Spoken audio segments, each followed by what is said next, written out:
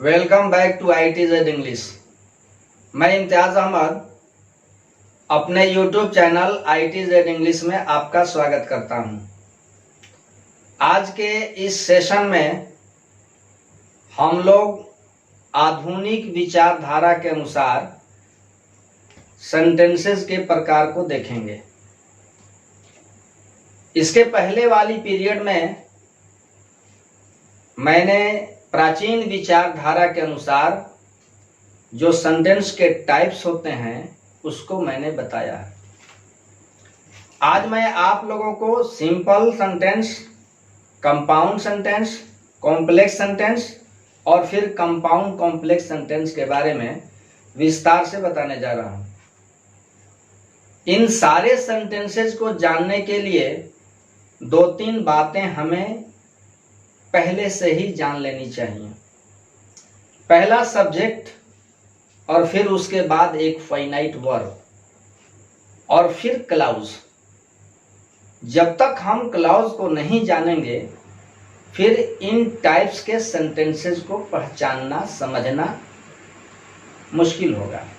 तो सबसे पहले आओ देखते हैं सब्जेक्ट किसे कहते हो आप।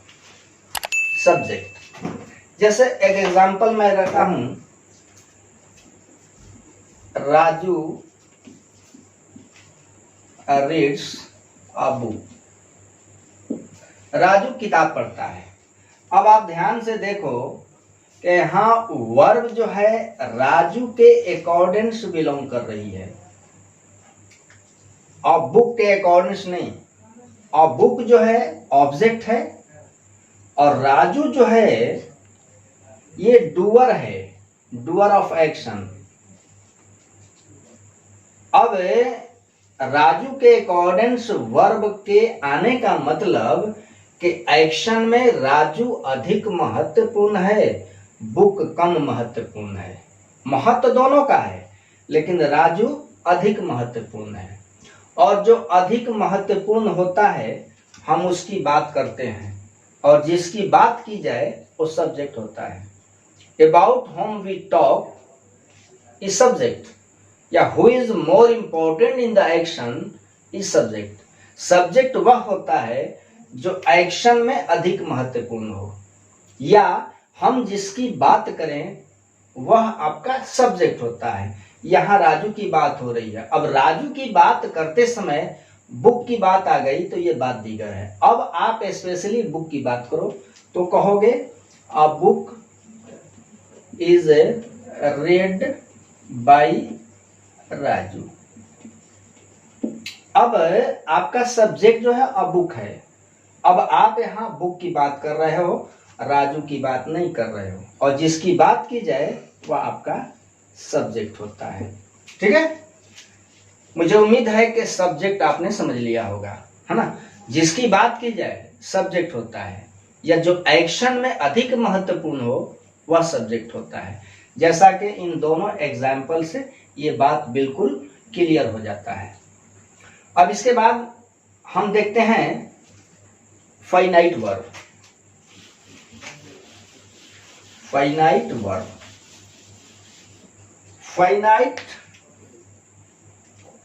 फाइनाइट वर्ब का मतलब होता है फाइनाइट वर्ब। फाइनाइट का मतलब सीमित, सीमित क्रिया। मतलब ऐसी क्रिया जिसको हम सीमित कर दें, लिमिटेड कर दें। दूसरे शब्दों में हमें कहना होगा कि ऐसी क्रिया जो सब्जेक्ट के नंबर, पर्सन और फिर टेंस के अनुसार एग्री हो। जो पर्सन से एग्री हो, जो नंबर से एग्री हो, जो टेंस से एग्री हो, वह क्रिया फाइनाइट वर्ब होती है, सीमित क्रिया होती है। एग्जाम्पल देखो आप, जैसे आई फर्स्ट पर्सन सिंगुलर नंबर का प्रोनाउन है। ये आपका फर्स्ट पर्सन सिंगुलर नंबर का है और पर्सन के हिसाब से आपको पता होना चाहिए कि फर्स्ट पर्सन का प्रोनाउन आई अपने लिए हमेशा V1 लेता है। आई वांट टू गो, इसका मतलब वांट पर सब्जेक्ट के पर्सन का प्रभाव है। ठीक है, अब मैं सब्जेक्ट बदल देता हूं, ही वांट्स टू गो। अब यहां वांट्स जो है नंबर से प्रभावित हो रहा है।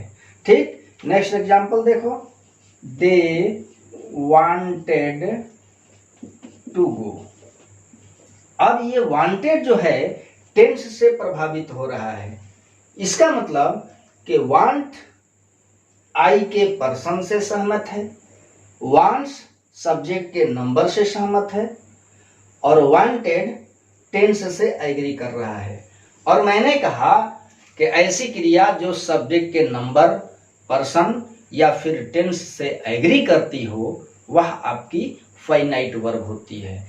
इसके अलावा जो क्रिया नंबर से, पर्सन से या फिर टेंस से एग्री नहीं होती हो वह आपकी नॉन फाइनाइट होती है, नॉन फाइनाइट वर्ब। और अब सब्जेक्ट और फाइनाइट वर्ब को जानने के बाद तीसरा जो एलिमेंट है सेंटेंसेस के प्रकारों को जानने के लिए वह आपका है क्लॉज। जब तक आप क्लॉज में प्रिंसिपल क्लॉज को और फिर सबऑर्डिनेट क्लॉज को नहीं समझोगे, सेंटेंसेस के प्रकार को समझना थोड़ा कठिन हो जाएगा। तो आओ पहले हम लोग क्लॉज समझते हैं। क्लॉज को हम लोग हिंदी में उपवाक्य कहते हैं। क्लॉज का मतलब होता है किसी स्वतंत्र वाक्य का वह भाग जिसका एक सब्जेक्ट हो और एक फाइनाइट वर्ब हो। अभी मैंने बताया आपको, सब्जेक्ट भी बताया और फाइनाइट वर्ब भी बताया। क्लॉज के बारे में समझो कि किसी स्वतंत्र वाक्य का यानी कि एक बड़े से वाक्य का वह भाग क्लॉज होता है जिसके अंदर एक सब्जेक्ट हो और एक फाइनाइट वर्ब हो। क्या होना चाहिए?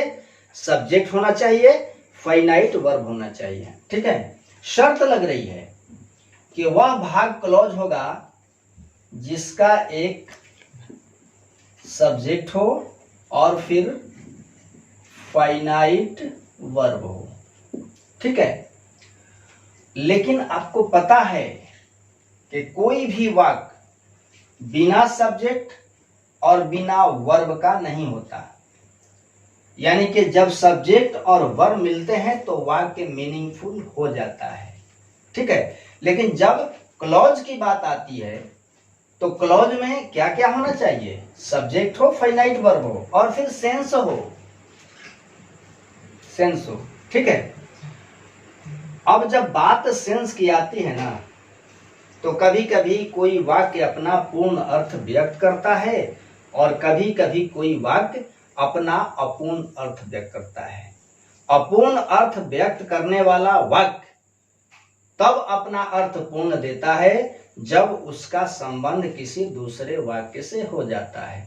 तो अब जब सेंस की बात हुई तो आपके क्लॉज जो हैं दो तरह के हो जाते हैं। एक हो जाता है मेन क्लॉज और दूसरा हो जाता है सब ऑर्डिनेट क्लॉज। जब बात सेंस की आती है ना तो आपके क्लॉज का प्रकार बन जाता है। आपके क्लॉज दो तरह के हो जाते हैं। एक का सेंस कैसा होता है? कंप्लीट सेंस होता है, कंप्लीट सेंस, और दूसरा इनकम्प्लीट सेंस देता है, इनकम्प्लीट सेंस। जो कंप्लीट सेंस देता है उसे हम लोग मेन क्लॉज, मुख्य उपवाक्य या इंडिपेंडेंट क्लॉज कहते हैं। जिसका कंप्लीट सेंस हो वह मेन क्लॉज होता है या फिर इंडिपेंडेंट क्लॉज होता है। कभी कभी हम इसको प्रिंसिपल क्लॉज भी कह लेते हैं। जिसका इनकम्प्लीट सेंस हो, अधूरा अर्थ हो, उसे हम सब ऑर्डिनेट क्लॉज कहते हैं, सब ऑर्डिनेट क्लॉज। आश्रित उपवाक्य या डिपेंडेंट क्लॉज, डिपेंडेंट क्लॉज, इसे हम कहेंगे प्रधान उपवाक्य, प्रधान उपवाक्य, ये होगा आश्रित उपवाक्य, आश्रित उपवाक्य। यही आपके क्लॉज के दो टाइप्स होते हैं। आगे चल करके ये जो सबऑर्डिनेट क्लॉज है या फिर डिपेंडेंट क्लॉज, ये तीन भागों में बढ़ जाता है, noun clause, adjective clause, adverb clause. आगे की पीरियड में मैं इन तीनों के बारे में डिटेल के साथ बताऊंगा। अभी फिलहाल मैं समझाऊं कि जब क्लॉज दो तरह के होते हैं, एक मेन क्लॉज और दूसरा सबऑर्डिनेट क्लॉज, तो फिर हम पहचानेंगे कैसे कि कौन सा सेंटेंस कौन सा क्लॉज बनता है। एग्जाम्पल रख करके देखो। As for example, we eat so that we may leave. ठीक है, बहुत अच्छा एग्जाम्पल है मेन क्लॉज और सबऑर्डिनेट क्लॉज को समझने के लिए। वी इट, हम खाते हैं, so that we may leave, हम खाते हैं ताकि जीवित रह सकें। ये एक लंबा सा सेंटेंस है, एक स्वतंत्र वाक्य है। अब हम चाहें तो इस सेंटेंस को दो भाग में बांट सकते हैं। पहला भाग बनता है वी इट और दूसरा भाग बन जाता है so that we may leave. हम खाते हैं, एक भाग, ठीक है, मैं यहां लिख लेता हूं, दूसरे भाग को यहां रखता हूं, so that we may leave, ताकि हम जीवित रहें। ठीक है, अब आप ध्यान से देखो, ये दोनों क्लॉज हैं, इसलिए कि पहले में भी एक सब्जेक्ट है और दूसरे में भी सब्जेक्ट है। पहले में भी आपकी फाइनाइट वर्ब है और दूसरे में भी आपकी फाइनाइट वर्ब है। ठीक है, लेकिन जब सेंस की बात आती है ना, तो पहला सेंटेंस हमारा कंप्लीट सेंस देता है। वी इट, फुल स्टॉप लगा दो, ये एक स्वतंत्र वाक्य हो जाता है। वी इट, हम खाते हैं, कंप्लीट सेंस। इस वाक्य को किसी भी दूसरे वाक्य पर, है ना, कोई उसकी आवश्यकता ही नहीं है, ये अपने आप में कंप्लीट है। यानी कि जो कंप्लीट सेंस देता है वह हमारा मेन क्लॉज होता है। वी इट जो है मेन क्लॉज है या फिर इंडिपेंडेंट क्लॉज है या फिर प्रिंसिपल क्लॉज है। So that we may eat, ताकि हम जी सकें, ताकि हम जी सकें। अब देखो आप, सब्जेक्ट भी है, फाइनाइट वर्ब भी है, लेकिन इसका सेंस कंप्लीट नहीं है। कब सेंस कंप्लीट होता है? जब हम इस वाक्य को दूसरे वाक्य से जोड़ते हैं। कैसे?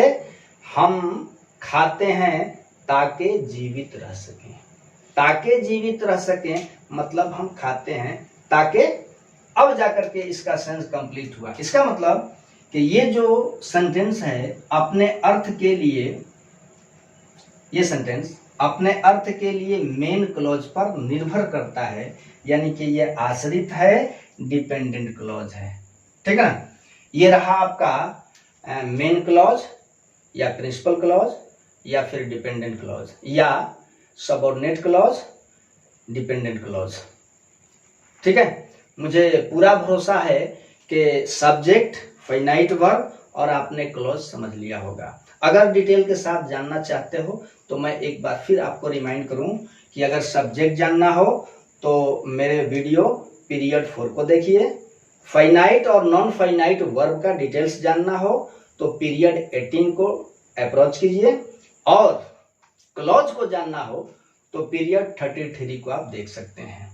ये रहा मेरे मॉडर्न क्लासिफिकेशन ऑफ सेंटेंसेस का पहला भाग।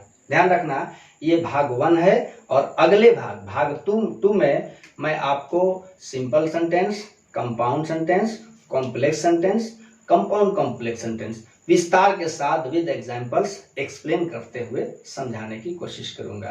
फिर मिलता हूं अगली पीरियड में भाग 2 के साथ। तब तक के लिए खुदा हाफिज।